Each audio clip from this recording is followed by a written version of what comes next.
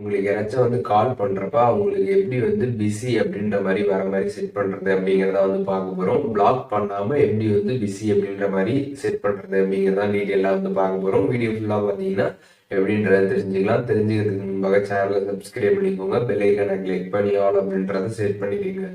வீடியோக்குள்ள போகலாம். Phone app open பண்ணிடுங்க. ஒன்ஸ் நீங்கள் ஆப் ஓப்பன் பண்ணதுமே கீழே கான்டாக்ட்ஸ் அப்படின்ற ஒரு ஆப்ஷன் இருக்கும். அந்த ஆப்ஷன் கிளிக் பண்ணிங்கன்னா ஃபோனில் இருக்கக்கூடிய எல்லா கான்டாக்ட்ஸுமே ஷோ ஆகும். இதில் யார் உங்களுக்கு கால் பண்ணாங்கன்னா பிஸி அப்படின்ற மாதிரி வரணும்னு நினைக்கிறீங்களோ அந்த கான்டாக்டை செலக்ட் பண்ணிக்கோங்க.